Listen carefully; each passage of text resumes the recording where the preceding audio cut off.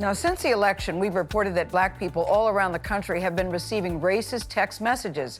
Now, Hispanic and queer Americans are also being victimized. It's not yet clear who is responsible or how the attackers even knew the race of their targets.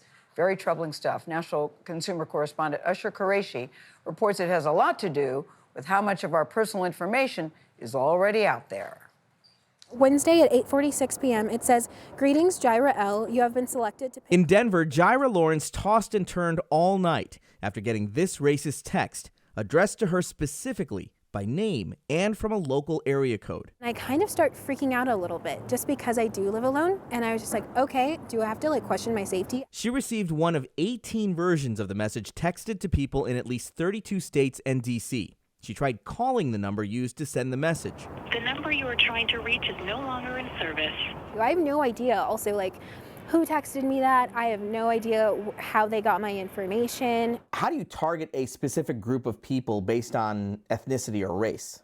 I think what people tend to overlook is that they sort of bleed a lot of that information out on the wider internet.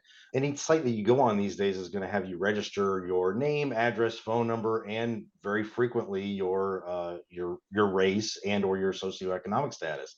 Digital forensics expert Patrick Seward says every time you subscribe to a list or buy something online, your personal data can be sold by companies or exposed through data breaches and cyber attacks. There's always an assumed risk with everything that we do online, and that risk is that some of our personal information could be then used for some sort of nefarious purpose. Seward suggests a tech reset of sorts.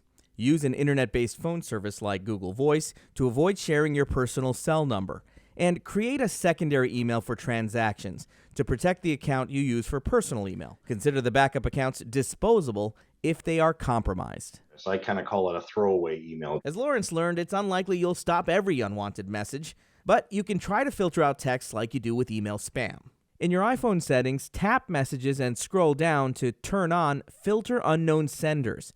In your Android Google Messages app, go to Messages settings, scroll down to Spam Protection, and enable it. And experts say when you get unexpected messages, don't engage. It's best to use your phone's option to block and report them. That's what Jaira Lawrence did, as she tries to block out this experience. It's annoying, and I really hope people find out who did it. I've been trying to just be mindful, especially online. To do that, the FBI needs your help. It's asking anyone who's received one of these racist messages to report it to local law enforcement. The FCC is also investigating. For CBS Mornings, I'm Usher Qureshi.